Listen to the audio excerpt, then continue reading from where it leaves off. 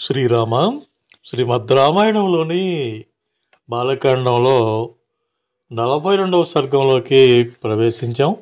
రామాయణం పారాయణం చేయండి లేదా వినండి, కనీసం ఒక శ్లోకమైనా వినండి, చాలా మంచి ఫలితాలు పొందవచ్చు. భగీరథుడు గంగానదిని దివి నుండి భూమి మీదకు తీసుకురావటానికి ప్రయత్నం చేస్తూ ఉన్నాడు.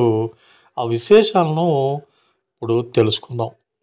కాలధర్మం గతే రామసగరే ప్రకృతి జనా రాజానం రోచయామాసు అంశుమంతం సుధార్మికం. విశ్వామిత్రుడు చెప్తూ ఉన్నాడు ఆ శ్రీరామచంద్రుడికి, ఓ రామా, సగరుడు స్వర్గస్థుడు కాగా మంత్రులంతా కూడా న్యాయసమ్మతంగా సగరు మహారాజు మనవడు అంశుమంతుడే రాజు కావాలని చెప్పేసి కోరుకున్నారు. స రాజా సుమహానాసీత్తు అంశుమాన్ రఘునందన తస్య పుత్రో మహానాసీత్తు దిలీప ఇతి విశ్రుత. ఓ రఘునందన, అంతటా మిక్కిలి ఉత్తముడైన అంశుమంతుడు రాజయ్యాడు. అప్పుడు అతని కుమారుడు దిలీపుడు, అతడు మిక్కిలి సుప్రసిద్ధుడు. తస్మిన్ రాజ్యం సమావేశ్య దిలీపే రఘునందన హిమవచ్చికరే పుణ్యే తపస్తేపే సుదారుణం. అంశుమంతుడు తన కుమారుడైన దిలీపునకు రాజ్యభారాన్ని అప్పగించి గంగావతరణార్థమై పవిత్రమైన హిమపర్వత శిఖర భాగమున తీవ్రమైన తపస్సు చేశాడు. ద్వాత్రింశత్య సహస్రాణి వర్షాణి సుమహాయశాః తపోవనం గతో రాజా స్వర్గం లేభే తపోధనః. ఖ్యాతికెక్కినవాడు తపోధనుడైన అంశుమంతుడు 32,000 సంవత్సరాల కాలం తపస్సు చేసి గంగను సాధించకుండానే స్వర్గానికి చేరుకున్నాడు. దిలీపస్తు మహాతేజా శ్రుత్వా పైతామహం వదం దుఃఖోపహతయా బుద్ధ్యా నిశ్చయం నాద్యగచ్చత. మిగుల తేజస్వి అయిన దిలీపుడు తన తాతల యొక్క అకాల మరణవార్తను విని ఖిన్నుడయ్యాడు. వారికి సద్గతులు కలుగుటకై తన తండ్రి తీవ్ర తపం చేసి లక్ష్యము సిద్ధింపక ముందే అతడు స్వర్గస్థుడైనందుకు మిక్కిలి చింతాక్రాంతుడై కర్తవ్యమును నిర్ణయించుకొనలేకపోయాడు. కథం గంగావతరణం కథం తేషాం జలక్రియా తారయేయం కథం చైతాన్ ఇతి చింతాపరో అభవత్తు. దివి నుండి భూమి మీదకి గంగావతరణమును సాధించుట ఎలా, గంగోదకములతో పితామహులకు తర్పణములు సమర్పించుట ఎలా, ఇక వారిని తరింపజేయుట ఎలా అని అతడు తీవ్రంగా ఆలోచింపసాగాడు. తస్య చింతయతో నిత్యం ధర్మేణ విదితాత్మనః పుత్రో భగీరథో నామ జంగ్నే పరమధార్మికః.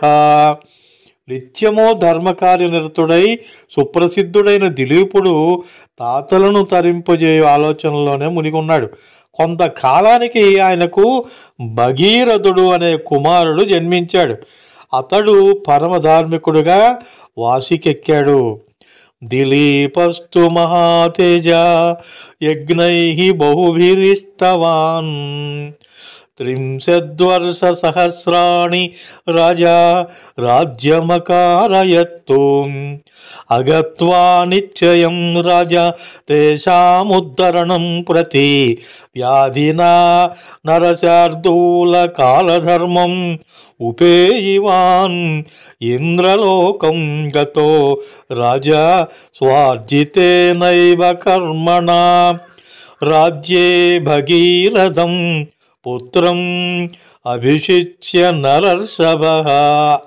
మిక్కిలి బలపరాక్రమ సంపన్నుడైన దిలీప్ మహారాజు చాలా యజ్ఞాలు చేశాడు. అతడు 30,000 సంవత్సరాల పాటు రాజ్య పరిపాలన చేశాడు.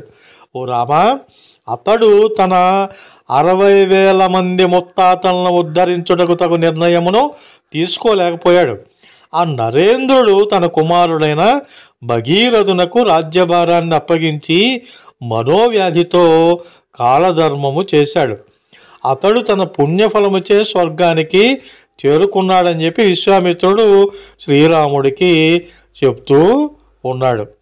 భగీరథస్తు రాజర్షి ధార్మికో రఘునందన అనపత్యో మహాతేజ ప్రజాకామః స చాప్రజః. ఓ రఘురామ, ధార్మికుడును రాజర్షియు మిక్కిలి పరాక్రమశాలి అయిన భగీరథునకు సంతానం లేదు. అతడు పుత్రుల కోసం తహతహలాడుతూ ఉన్నాడు. అయితే అతని కోరిక నెరవేరలేదు.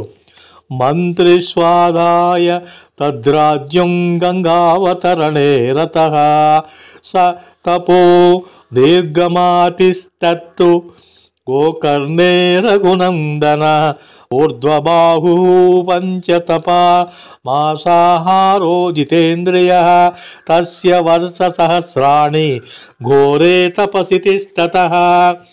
ఓ రఘునందన, అంతటా భగీరథుడు గంగను దివి నుండి భూమికి అంతరింపజేయు సంకల్పంతో తన రాజ్యభారాన్ని మంత్రులకు అప్పగించాడు.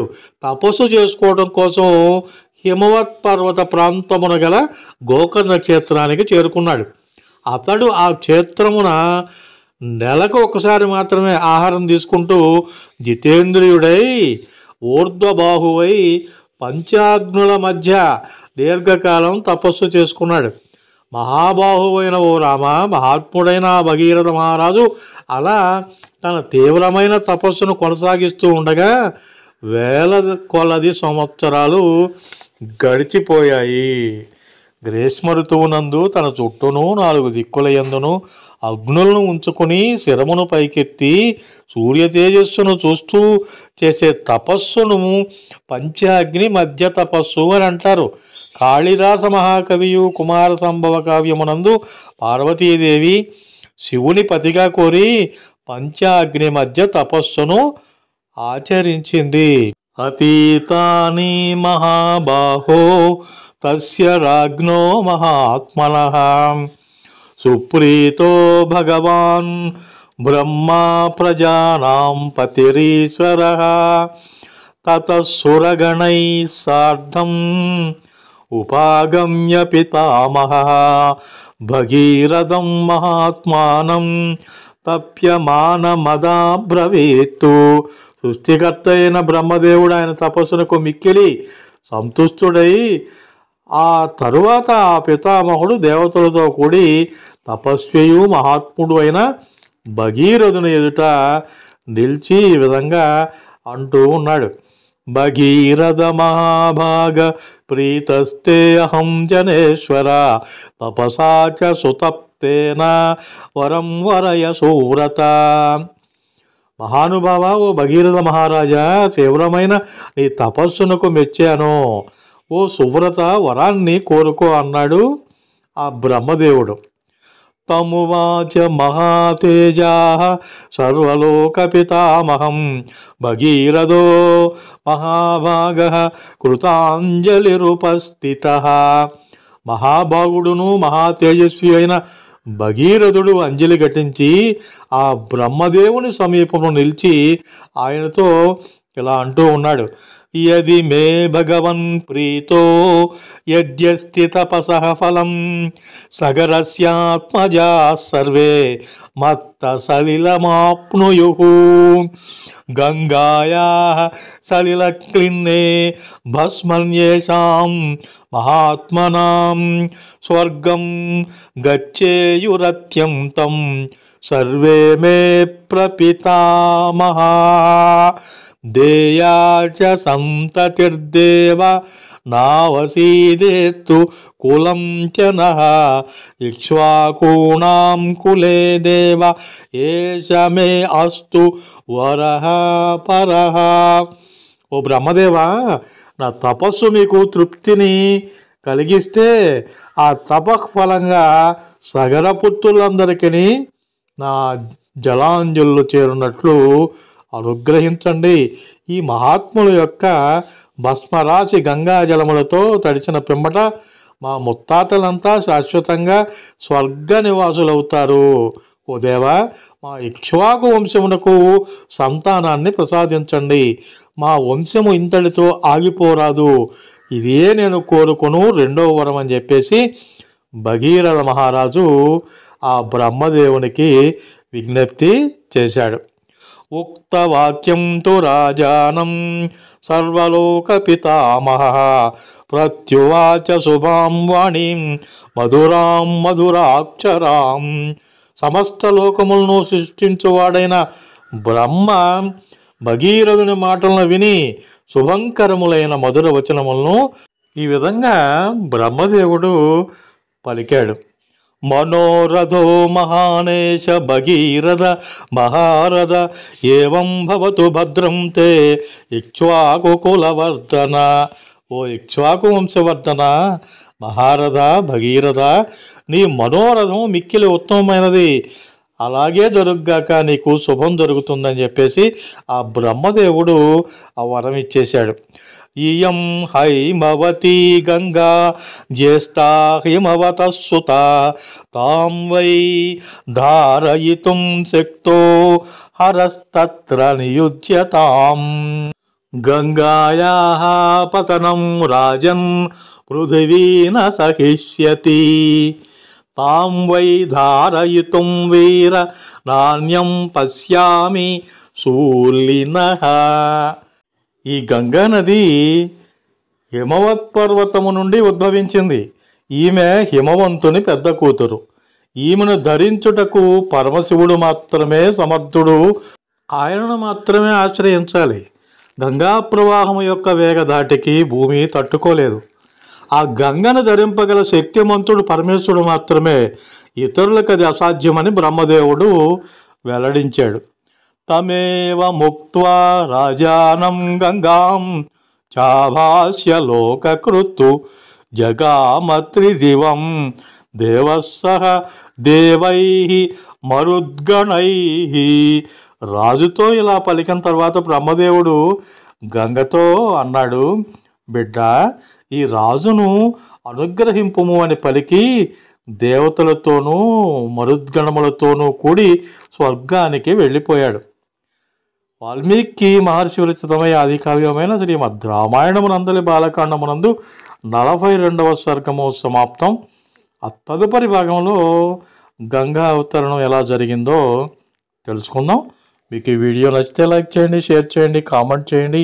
హోమగంధి క్రియేషన్స్ యూట్యూబ్ ఛానల్ ఇంకా మీరు సబ్స్క్రైబ్ చేసుకోకుండా ఉంటే సబ్స్క్రైబ్ చేసుకోండి. మీకు తెలిసిన వారితో కూడా సబ్స్క్రైబ్ చేయించండి. మరిన్ని వీడియోల నోటిఫికేషన్ ముందుగా మీకు రావాలంటే పక్కనే ఉన్న బెల్ ఐకాన్ని ప్రెస్ చేసుకోండి. ఆల్ ఆప్షన్ని యాక్టివేట్ చేసుకోండి. జై శ్రీరామ.